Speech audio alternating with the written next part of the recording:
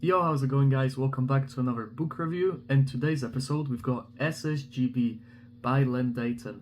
I came across this book when I was at Edinburgh Airport heading to Germany, actually, and as soon as I saw the front cover, I thought it looked quite interesting. I'm quite someone interested in World War II, so when I saw the front cover, I was like, oh, okay, this could be quite good. And then I saw the title SSGB, and straight away it made me think, I know what the SS is. Is it something about the SS inside of Great Britain?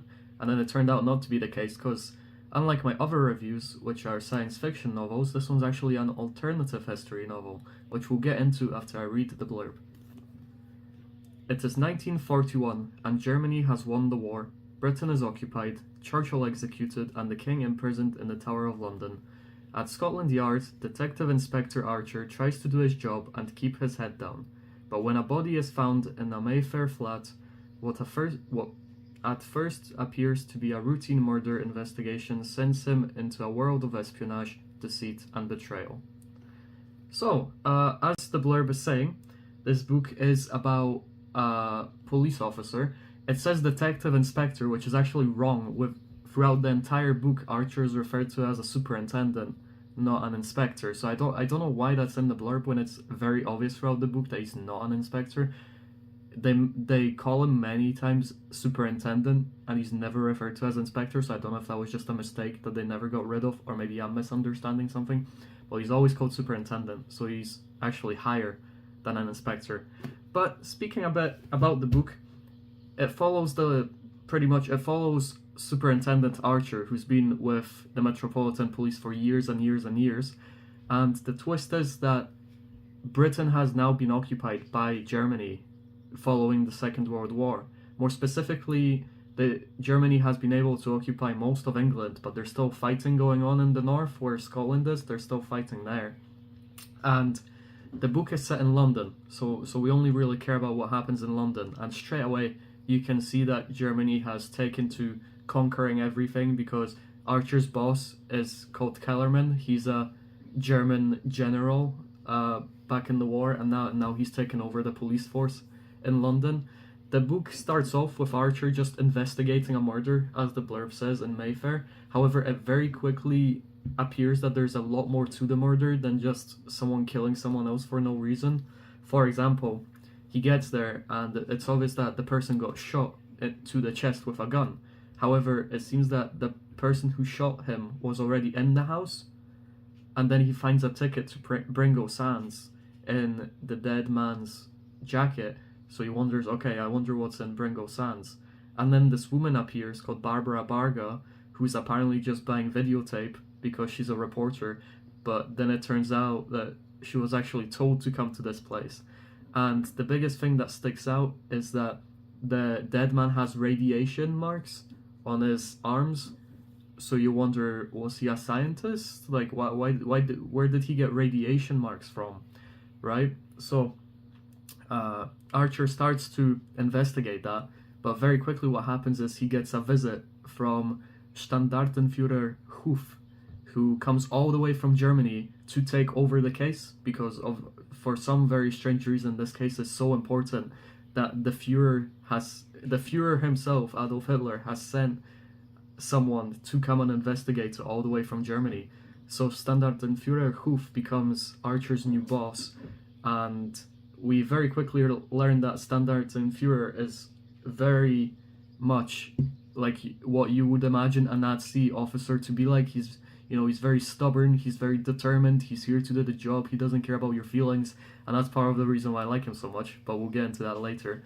But like I'm saying, Archer very quickly discovers that this is a lot bigger of a case than he initially thought, and the book is about investigating the case for about the first half of the book, and then after that it becomes a lot more about Archer learning about the world around him and about the struggle of the English rebellion against the German occupying forces.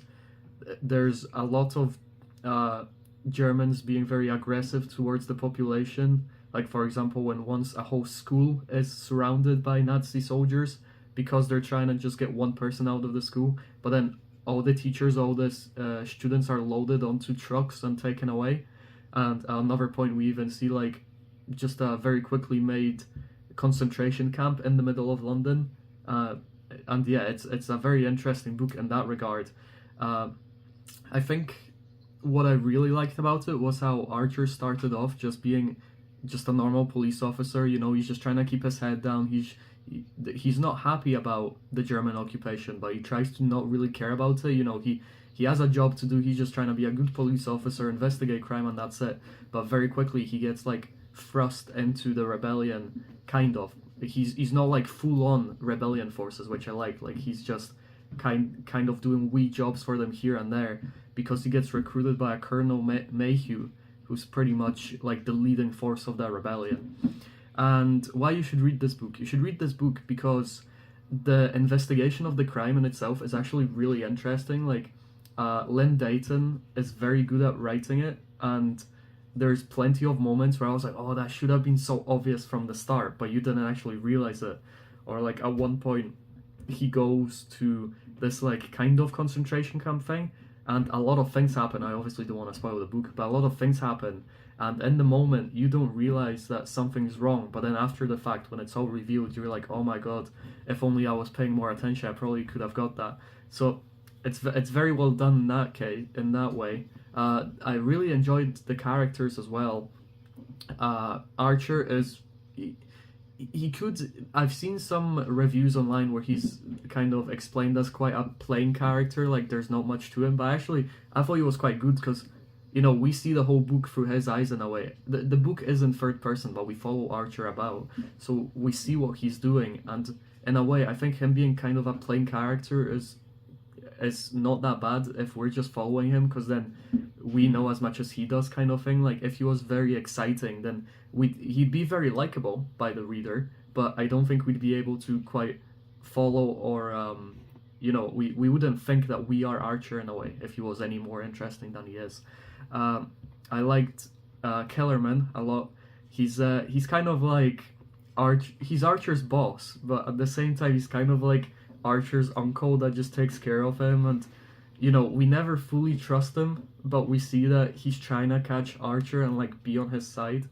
I liked Huth a lot, which I'll get into more in the spoiler section because I don't want to spoil it too much. But I liked his portrayal, and that's the, I think the biggest thing I liked in the book is how there's a lot of stereotyping, but I would say in a good way. Like, you know, all the Nazis are shown off as being very efficient, very competent. They just want to get the job done, but they obviously don't care about your emotions at all. Huth does not care if he was to dispose of Archer. He would just find someone else for the job, right? He does not care about Archer at all, pretty much. And I did really enjoy that. A big thing I enjoyed about the book is the rivalry between the SS and the German army, because that follows like in real life, where the SS and the German army, although they're on the same side, both of them want control, and so they're fighting against each other for that control. And a lot of the book is about sabotaging the SS so that the army has more power, or the other way around. So I really enjoyed that, and I think that's why you should read it.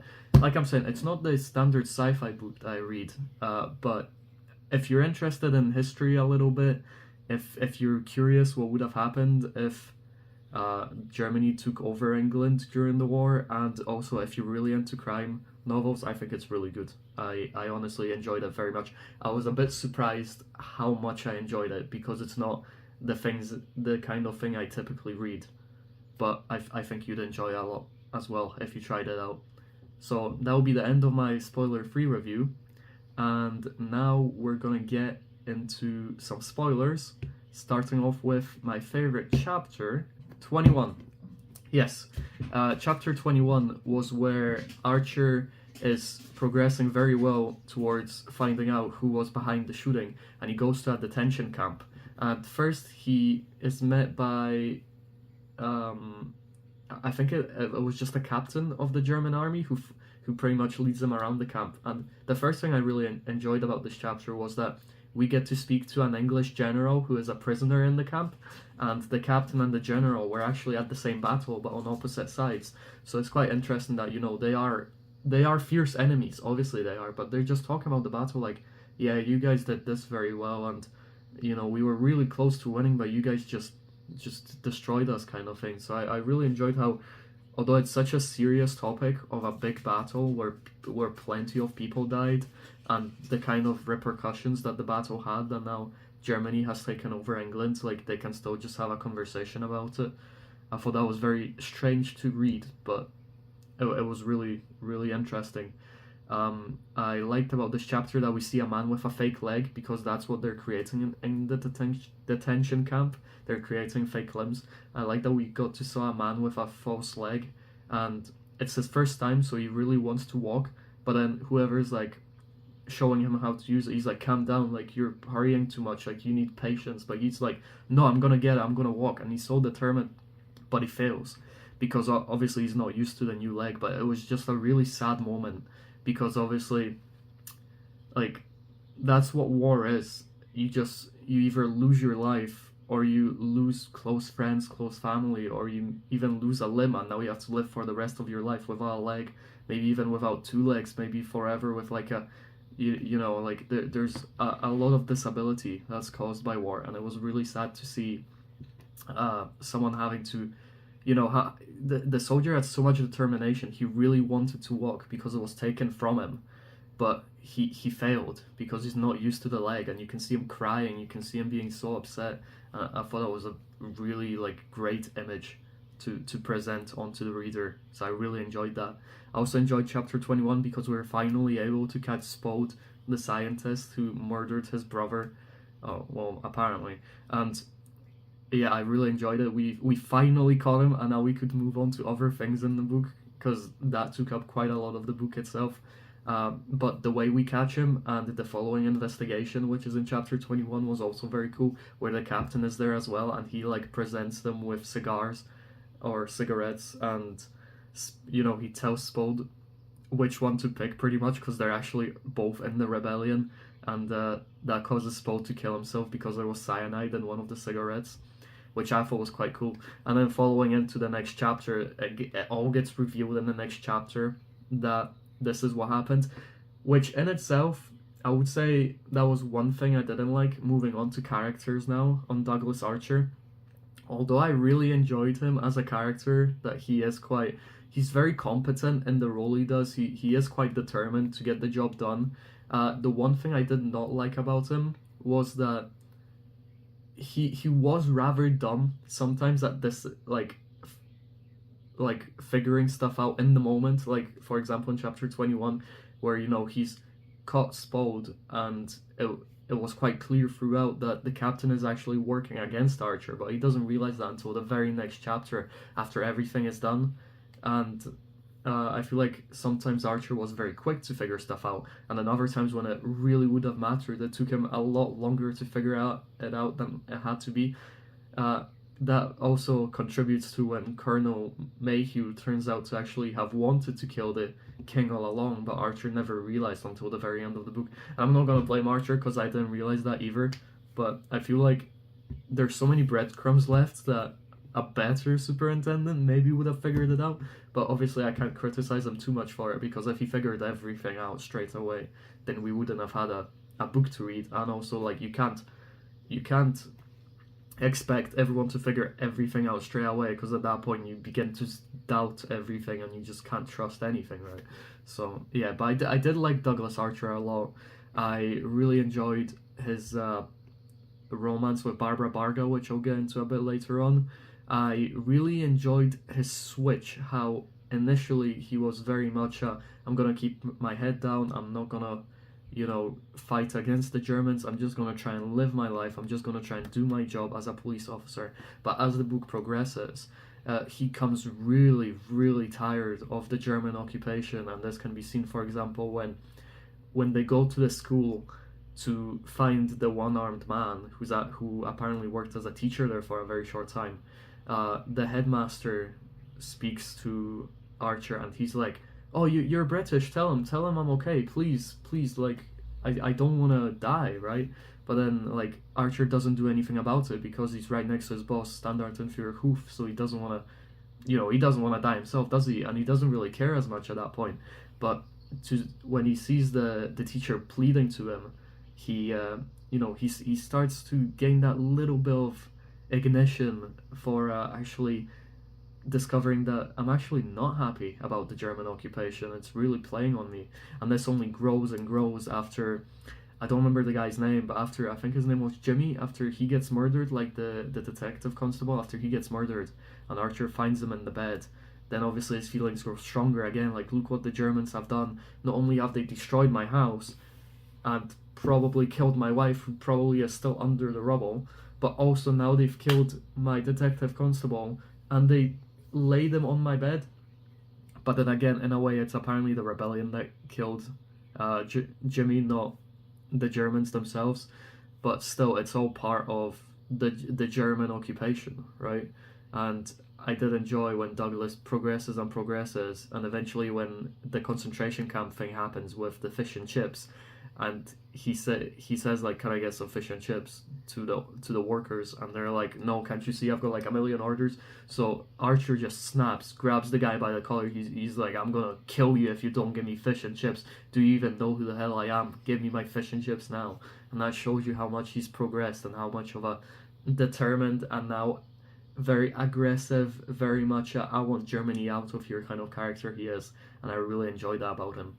General Kellerman, I really enjoyed his portrayal as like one of the very much typical Prussian characters, where he gained his reputation for being a very good soldier back in the day, but now he just lives off of his reputation. He just, he's grown fat, he's grown old, he's rich, so he just kind of doesn't care. He's always funny whenever there's like, throughout the book, I think we go to one or two different like conferences of like German officials or something, and Kellerman's always a funny type. He's always laughing, giving very long speeches, like just the typical old school soldier who became a general kind of thing, which I really liked. It was, like I'm saying, a very stereotypical portrayal, but I did really enjoy it. I enjoyed that Kellerman is trying to constantly gain our trust, and did I trust him throughout the book? I kind of did. It was very clear to me that Kellerman was trying to push us against Standartenfuhrer Huth so that he has our trust, and I did not feel like Kellerman would have done anything wrong to us the whole book, because he saw how important Archer was to him, and yeah, I really enjoyed that. And then I like that he played the game a lot, where like at one point he says, "I thought it appropriate that I assign him my best detective," when he's talking about when Huth arrived, and he said to Archer that, "Well, I think you should work with Huth because you're my best detective." So he pretends like it was his decision when it really wasn't, because it was actually the Fuhrer himself, Adolf Hitler, that said that Archer should be working with Huth. But Kellerman's like, "Oh yeah, if I say this, then I'll gain a bit more good rep with Archer and I'll keep him on his good side, so that's what I should do." He plays the game very well. I really like that. Standartenfuhrer Huth was my favorite character in the whole book. As I already said earlier on, he's very determined, very strict, very much your typical SS officer that you'd expect. He comes here, he wants to do the job. When he first arrives, he throws everything in the office out. He's like, "Right, give me these filing cabinets, give me a desk," very simple. All the lines go through my phone, everything, right? And I really like that. Throughout the book, he's portrayed as a character that we shouldn't trust, because he's portrayed as only caring about getting to the end goal of the fight. However, I actually really liked him throughout the book, and I actually trusted him throughout the whole book. I think that Len Deighton's trying to make you not trust him, but I actually thought he was probably the most trustworthy. Like, if I had to say who would have betrayed me in the book, I would have said Kellerman before I would have said Huth, because I don't know, just something about Huth. I just really liked how strong of a character he was, how much he just didn't care about anyone. And like Huth himself said, he could replace Archer straight away if he wanted to, but he never does, because he does actually respect Archer, even if he doesn't show it. And going back to saying how Archer actually grew balls at one point, he actually stood up to Huth once and said just like, "Shut up," or whatever, and just like punched him to the chest. And like Huth said, "Oh yeah, I like that, come on, do it, like this is what I was looking for. You actually have emotions, let's go." So I liked Huth a lot. I think he was my favorite character, definitely. Barbara Barga plays a role as Archer's romantic character, and I really enjoyed when they meet for the second time, because they meet the first time within the store where the murder happened, but then the second time they meet, it's at like this big party thing, and they start to flirt a little bit, then they start dancing on the dance floor, and eventually it ends up with them going back to Barbara Barga's apartment. And I really enjoyed her in the book. I really enjoyed the romance. I am someone who likes romantic movies. I never read romantic books, but I do like romance in movies a lot, and I really enjoyed the romance that they had, the flirting that they did. And even afterwards, like once they decide, yeah, let's start going out, I did enjoy like how she took Douglas's son to the zoo. I really thought that was very cute. Um, I thought she was gonna betray us at one point. Like I thought it was too. I don't know. It just felt like it went very well, very quickly. Like Archer meets Barbara Barga, and then they're like dating straight away, and then they never argue, and then they're just doing so well. And I thought that just didn't really make sense to me, considering Barbara Barga's previous like she's someone who sleeps with men for her job. Like as a journalist, she goes around sleeping with men so that she can get stories for her work. And because of that, I thought she was just doing the exact same thing to Archer. So I found her really untrustworthy, even though never throughout the book did she give me a reason to not trust her. But I just had that feeling the whole time that she just should not be trusted, and I turned out to be wrong, because she was trustworthy all the way till the end.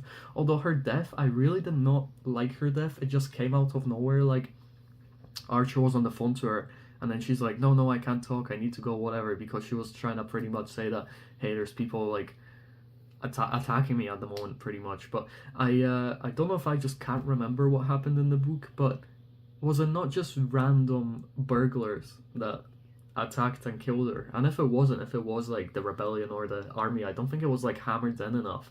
Like her death happened so quickly, and so like it was just a really meaningless death. It just felt like a death that just had to happen so that some character dies, so that the stakes are raised a little bit, or like some emotion is put out. But I really did not feel like her death was really necessary.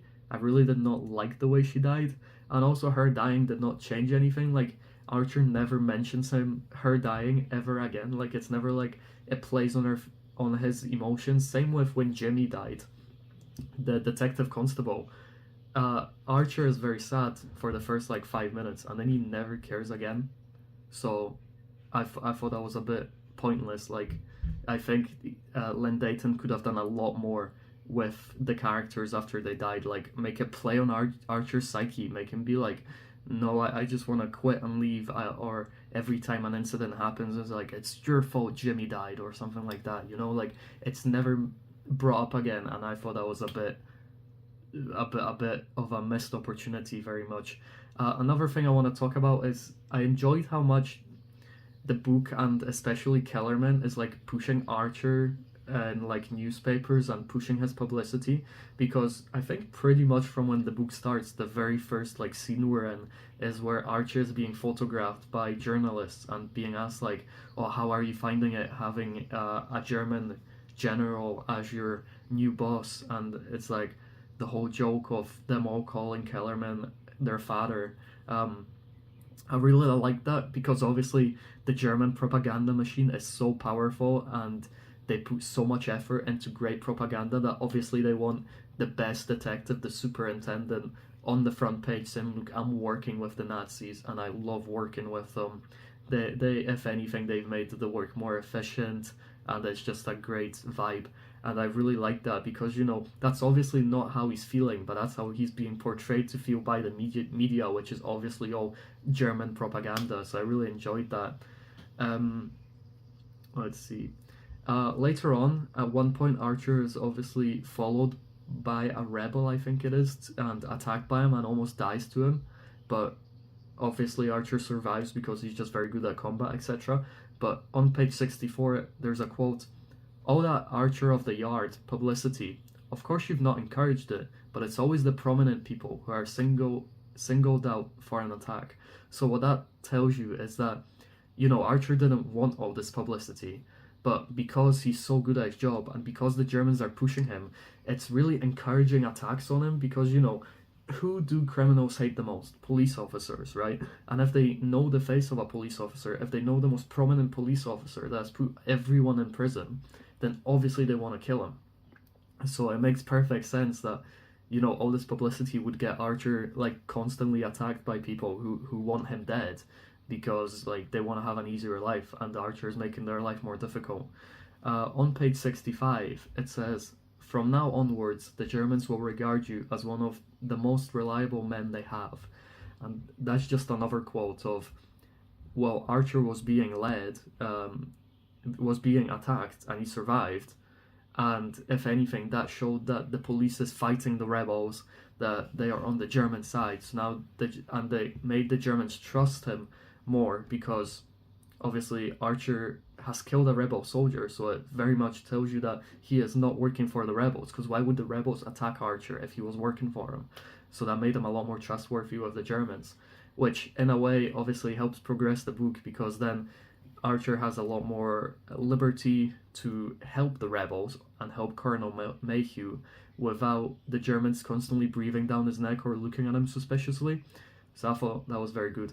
Like I mentioned in the why you should read this book section, I really enjoyed the hatred between the SS and the Wehrmacht, the German army, because like I'm saying, they're both looking for power. And on page 106, I'll read out this quote. It's quite a long one, and it's a lot of quotes combined, but just bear with me and then I'll explain it. So the quote is, "Members of the SS can be tried only by their own courts, but the Gestapo is not part of the SS. The Gestapo is a part of the police service. Some Gestapo men are members of the SS, and some of them are members of the Nazi Party. Some are neither. Technically, the SS is a part of the Nazi Party, but there is no real connection. And the SA, the brown shirts, consider themselves even more distant from the party. And the SD is the secret intelligence service of the Nazis.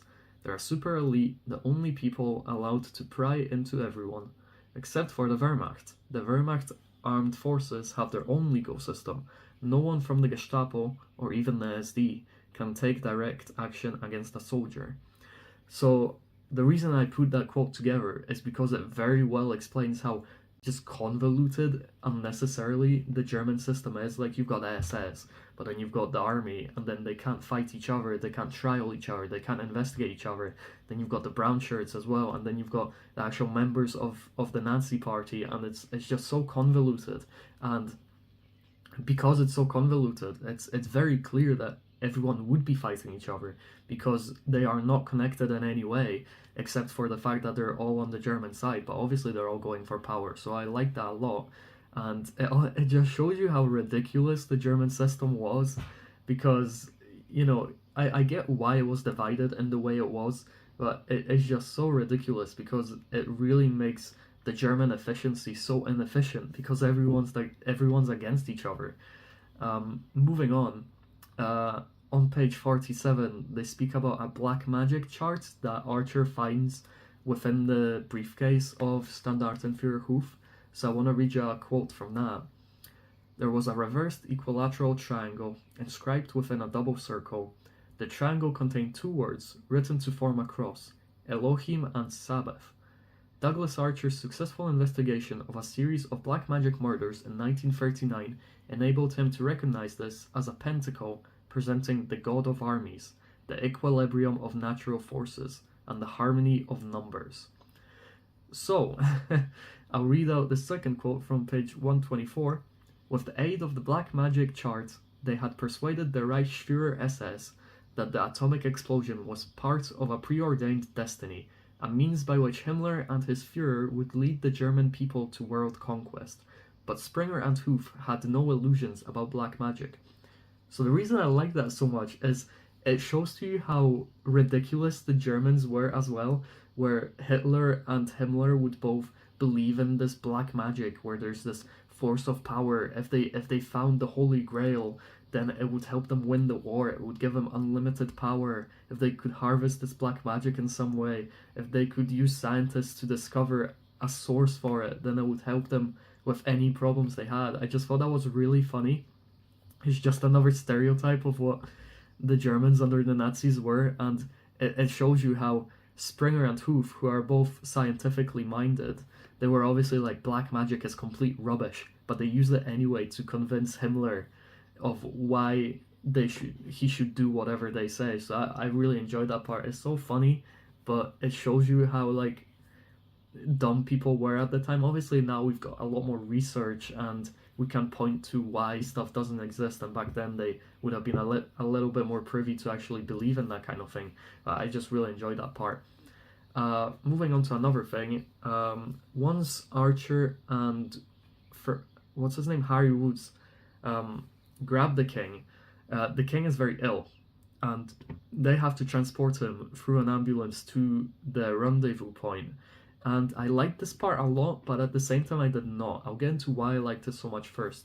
So I liked it a lot because it's obviously a very undercover operation. So obviously you don't want a lot of people knowing about it. So it makes sense why it's only Archer and Woods that are taking the king. I liked when their ambulance broke down and they had to go into this club. Archer went to this club to try and get help, to phone for help. He finds the other general, or not general, but the other guy that was working with Mayhew. I can't remember his name, but he was very unhelpful. Like, you know, Archer's telling him, look, we need help, we need this, we need that, we've got the king right outside, can you help us? And he's pretty much just standing there, like, waiting for Archer to just walk away. And the book eventually gets into that. It's like, and then Archer discovered that this character that I can't remember the name of, that he's just there and he just plays whatever side seems the most like logical, and he just waits for Archer to make the decision, and then he'll swoop in and be like, yes, that's a good idea, you should do that. So it's like he just, you know, he's telling people, oh yeah, you should do that, but he's not actually coming up with any plans himself because he just doesn't care, right? He's part of the rich upper class, and he just kind of lives his life well. Even though there's a German occupation, he really doesn't care. He just kind of goes along with it and just gets a good reputation because of the things he apparently did, but he never actually did them. He was just kind of like, yes, we should do that, after someone else creates the plan.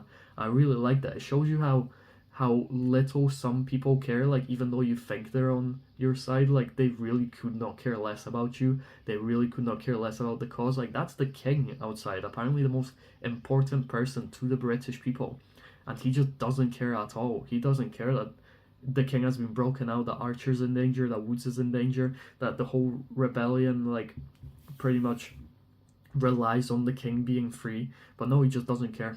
Because why would he care? He's rich. He's always partying, he's always having a great time, so why would he care? I really enjoyed that. Something I did not enjoy about this part of the King's escape, though, was the fact that it was just Archer and Woods. Like, I feel like, sure, you wouldn't have everyone knowing about it, but you would still have someone like overlooking, or like always having eyes on them, or checking in on them every 5 minutes. And I know that's a bit hard to do unless they like have like phone calls every 5 minutes, but I feel like because the king's so important, you would always have someone there, like at least like, let's say, 5 people paying attention, instead of just Archer and Woods and that's it, and they're just meant to make it, and if they don't make it, then, you know, it's a failure. I thought that was a bit stupid. And I get the point that Colonel Mayhew wanted the king to die anyway, because that was like the big scheme, that he would die and be shown as a martyr, like the king fought for his freedom and he was taken down by the Germans, we should fight back because of that. But for that to be the case, it had to play out the way it did, where the king died on the beach. Let's say they were traveling through in the ambulance through London, and then they just got stopped at a checkpoint, and the king got killed, and they all got killed, right? Then the king's death is what they would probably play like the king tried to escape the Tower of London but was unsuccessful. He was fighting for his freedom. But I don't think it would have hit as hard as when he died on the beach the way he did. So I just felt like, yeah, sure, Colonel Mayhew wants the king dead, but he should still move the king into a good position, be like, to get the best kind of strongest death ending, in a way, if that's a way to put it. Another thing I kind of was a bit skeptical of, or I'm not sure if I liked or not, was that from very early on in the book, Archer says to Mayhew, like, oh, I think Standartenfuhrer Huth, we may be able to get him on our side. And then Mayhew tells Archer to, yeah, if you could, like, you know, point Huth in the direction, like, you know, leave him little breadcrumbs of joining the rebellion maybe, or at least working with them, because I think Huth could work with the rebellion to like get the army lower status, right, if possible. But it's like Mayhew tells Archer to like plant the idea in Huth's head, but then Archer never actually does it throughout the book. Eventually, obviously, when you get to that scene where Huth catches Mayhew and Archer and some other guys all like in a meeting, then obviously Huth and Mayhew speak and they come to an agreement. But I feel like that was so far in the end of the book that like Mayhew mentioned it very early in the book that Archer should work on convincing Huth, and then he never actually does it at all. So I thought that was a bit weird from Mayhew. And I've got two more things I want to talk about. The first one being a thing on page 97 that was during chapter 21, I think, at the very end of it.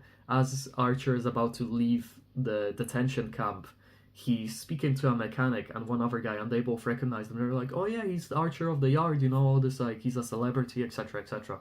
So then Archer gets into his car, and then one of the guys comes up to him with a magazine, pretty much saying like, "Oh, can you sign this for me?" But the way it's portrayed in the book is he just comes up behind Archer, sticks it to him, and then Archer's like, "Oh, that's a barrel of a gun pointing right at him," and Archer just stuck in that position and he doesn't know what to do. And then the guy's just like, "Hey, can you sign this magazine for me, please?" And then Archer signs it, and I thought that was gonna be like, kind of a thing that's gonna get used again in the book, where because Archer gave him a signature, he's actually going to use that signature to like forge documents or something, saying that Archer signed them. But that never ended up happening. It was just a signature, and the whole play was that it was a gun barrel. I just thought that it would have been used up again with the signature, and that they copied the signature, but it never does. So, oh well, that was me thinking a bit too hard about the book, a bit more than Len Deighton thought.